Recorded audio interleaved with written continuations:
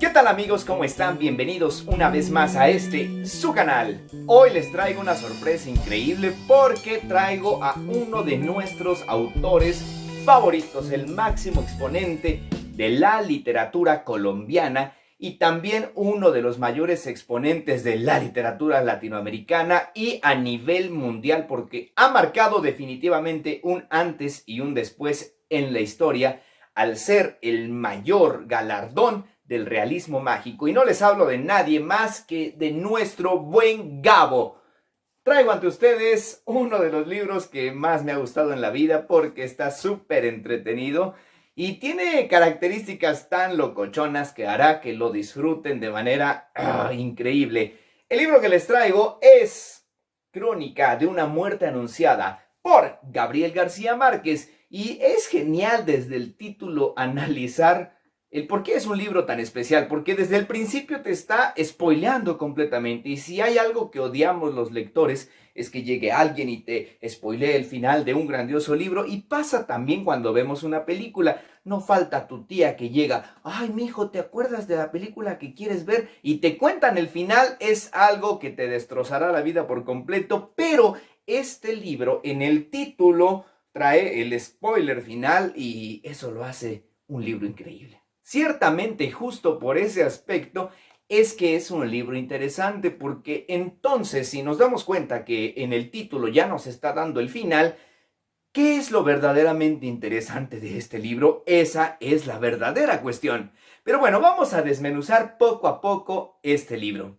De entrada, el texto se escribió en 1981, pero la historia específicamente en el libro, está ambientada unos 27 años atrás, lo que nos permite entender y visualizar un contexto histórico diferente a la década de los 80, haciendo una retrospectiva todavía más hacia atrás de nuestra hermosa Latinoamérica. La estructura del texto tiene una característica singular, ya que es una crónica periodística y sí, basada en hechos reales, que este otro asunto ha generado tanta confusión y tanta discordia, porque Gabriel García Márquez hasta fue demandado por Miguel Reyes Palencia, quien fue uno de los inspiradores para esta obra. Y si quieren ver más sobre Miguel Reyes Valencia, ahí sí, les dejaré algunos links de sus entrevistas porque créanme, la palabra es la siguiente: el chisme está bien divertido, aunque duele a veces confrontar el tipo de pensamiento que se tenía en la década de los 80 y en nuestra antigua Latinoamérica y tal vez en algunos rincones todavía actual Latinoamérica, porque muchos de los sentimientos que hoy no podemos digerir completamente de este libro se siguen viviendo, y esos temas es la forma en que la sociedad ve el amor, la forma en la que la sociedad ve, vive, siente, percibe y contagia el machismo, así como los sentimientos de venganza, ira, la diferencia que existe en las clases sociales y en cada uno de los aspectos singulares y estéticos que estas clases van teniendo de acuerdo a en dónde están ubicadas, así como el peso de la religiosidad, específicamente la religión católica en toda Latinoamérica, y sobre todo el aspecto de lo que es y significa la ética para el ser humano y para la sociedad latinoamericana. Ahora, ¿por qué les cuento todo esto? Gabriel García Márquez en sus últimas entrevistas declaraba lo siguiente: es cierto, es hermoso ser escritor, pero nada hay más hermoso que hacer labor periodística. Y precisamente este libro hace una labor periodística para anunciarle al mundo entero la forma en la que reaccionan estos personajes, dando una analogía directa a la forma en que solemos reaccionar los latinoamericanos. La historia comienza presentándonos a Santiago Nazar, y créanme, la historia nos presenta a este personaje porque él en ningún momento toma protagonismo para presentarse y decir yo soy Santiago Nazar. ¿Por qué? La escritura es emitida por medio de un protagonista y testigo directo que en ocasiones habla en primera persona desde la perspectiva de un amigo personal de Santiago Nazar. Por ello es también muy interesante ver este tipo de escritura. Pero bueno, Santiago Nazar es aquel joven caballero valiente, guapo, machista, trabajador, responsable, guapetón, enamorado, que se levanta a las 5:30 porque todavía estaba desvelado en lo que los latinoamericanos llamamos la cruda realidad, pero aún así se levanta temprano porque ante todo él es muy responsable. Nos dejan saber que él, además de ser muy inteligente y trabajador, es muy intuitivo, y es ahí donde empezamos a percibir cómo todos a su alrededor sabían una verdad que él, en esa hermosa mañana que él estaba percibiendo, no lograba percatarse. Y esa verdad es la siguiente, la que el título del libro nos deja ver desde el principio. Todo el mundo y todos a su alrededor sabían que lo querían o lo iban a matar porque ya era un hecho irrevocable. Es cierto, aquí el peso de las casualidades o causalidades es muy importante, porque sí, en efecto, un papelito debajo de su puerta ya le avisaba: Santiago Nazar, te van a matar, pero él no lo vio. La casualidad, el propósito, no lo sé, qué sé yo. El chiste es que Santiago Nazar salió caminando, salió a hacer su vida normal, común y corriente, sin saber que todos a su alrededor sabían su agobiante futuro, y quienes querían realizar esa fatal obra ya estaban maquinando desde lo más profundo de su ser la forma en la que éste iba a ser asesinado. ¿Y quiénes eran estos malandrines? Yo sé que muchos ya han visto hasta la película, la mayoría ha leído el libro, pero quienes no lo han hecho, sorpréndanse conmigo. Los asesinos o los que estaban maquinando ese delito eran los hermanos Vicario. Pero uno se pregunta, ¿por qué alguien llega a asesinar a alguien?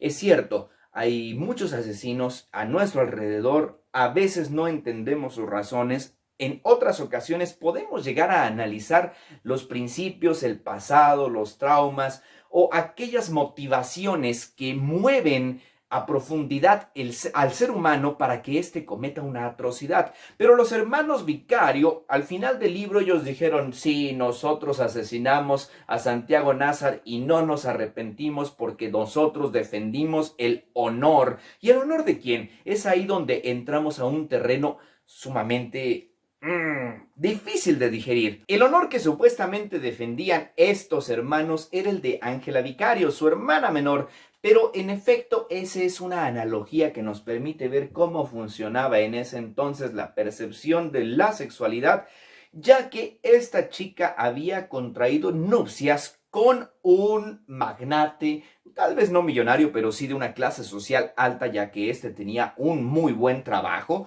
No hablo de otro que de Bayardo San Román, quien desposó a nuestra pequeña hermanita Vicario, pero al momento de entablar ya una relación íntima en la noche de bodas, este se da cuenta que Ángela Vicario no era virgen y rompe en desesperación, corriendo por completo a Ángela Vicario de su casa, regresándola con su mamá, diciéndoles que lo habían timado, que lo habían engañado, que solo querían aprovecharse de su dinero y que Ángela Vicario no podía ser su esposa. Y es ahí donde decimos: ay, el libro es muy agresivo, es muy horrible. Pero si volvemos a las entrevistas de los personajes que inspiraron a esta obra, con Miguel Reyes Palencia, quien, ya se los había dicho, demandó a Gabriel García Márquez, créanme, son respuestas similares que nos dejan boquiabiertos, entendiendo el verdadero peso del machismo en la sociedad. Y es ahí donde la hombría de los hermanos le dijeron: no te preocupes, hermanita, dinos quién fue el malvado que te quitó la virginidad. Entonces ahí entra uno de los momentos cúspides, porque Ángela Vicario se queda callada. Nadie sabe si fue lo primero que se le vino a la mente, si en verdad ella estaba diciendo lo correcto, si únicamente lo hizo para que no la atosigaran con preguntas, pero ella dijo: fue Santiago Nazar. Ahora, la lectura nos deja ver que probablemente esto era mentira, pero también hay otras hipótesis y especulaciones que nos dejan ver que pudo haber sido real. ¿Por qué? Porque Santiago Nazar era un hombre fiestero, un hombre enamorado, un hombre que le gustaba andar de aquí para allá con una y con otra, pero que tenía una relación supuestamente estable, porque al final nos damos cuenta que él iba a buscar también a su novia, que en ese momento también se había enterado que a su amado novio lo iban a matar. Y es ahí donde se maquina todo ese plan, pero Santiago Nazar sale como si nada, caminando y se encuentra con uno de sus mejores amigos, el joven Cristo Bedoya, quien por unos momentos lo acompaña a cruzar las calles y ellos viajaban mientras se daban cuenta que la gente los veía como fantasmas de ambulantes, pues todo mundo menos ellos sabían que lo iban a matar. Tal es así que la madre de Santiago Nazar sabía del peligro que su hijo corría, entonces corrió a todas partes, corrió a buscarlo, le gritaba a los vecinos, fue una desesperación increíble. Y es aquí donde decimos, wow, ya sabemos qué va a pasar en el final, pero ¿quieres seguir leyendo? Son poquitas hojas, mi edición es de 157 páginas.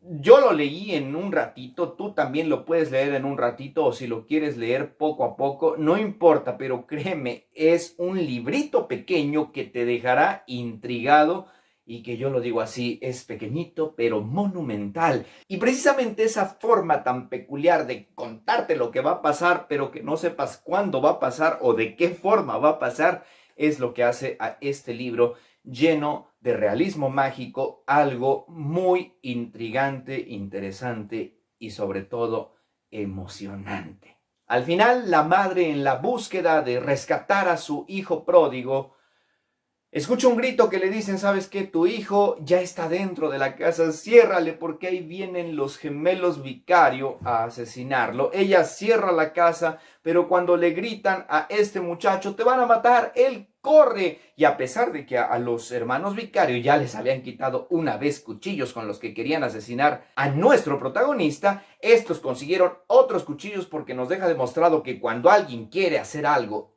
va a buscar la manera de cómo lograrlo. Y cuando alguien no quiere hacerlo, simplemente va a decir, ay, ya me quitaron la oportunidad, ya no lo volveré a intentar. Pero los hermanos Vicario estaban decididos. Total que cuando nuestro buen protagonista Santiago Nazar llega a su casa, toca, se da cuenta que está cerrada, hay un momento de valentía, de gallardía, en la que hay un confrontamiento entre los gemelos Vicario y nuestro protagonista Santiago Nazar. Al final el hecho es lamentable, la muerte es atroz. Llega un momento en que las vísceras y las entrañas son expuestas y nuestro valiente Santiago Nazar las recoge, aprieta el pecho y aún sigue caminando. Mientras que los gemelos Vicario dicen no nos arrepentimos de lo que hicimos, pues nosotros defendimos el honor. Y es ahí donde podemos concluir en algo. Hay mucha gente que detesta por completo la literatura de García Márquez. Hay otros que la respetamos y admiramos, pero precisamente es por el mismo punto. Quienes la detestan es por la crudeza y la expresión real del funcionamiento social e histórico, verdadero, eficaz, de los sentimientos y la naturaleza del hombre. Y quienes la respetamos, justo es por ese punto. Por eso yo admiro esta gran obra, por eso siempre admiraré al buen Gabo y respetaré la literatura colombiana y sobre todo latinoamericana porque nos deja ver las joyas de la cosmovisión que tiene nuestro hermoso mundo. Gabriel García Márquez, Crónica de una muerte anunciada. En efecto, tienes que leerla. Hasta aquí la videoreseña de esta semana. No olvides dejarme tus opiniones y sugerencias aquí en la cajita de los comentarios. ¡Hasta pronto! El día en que lo iban a matar, Santiago Nazar se levantó a las 5:30 de la mañana para esperar el buque en que llegaba el obispo. Había soñado que atravesaba un bosque de higuerones donde caía una llovizna tierra, y por un instante fue feliz en el sueño. Pero al despertar se sintió por completo salpicado de cagada de pájaros.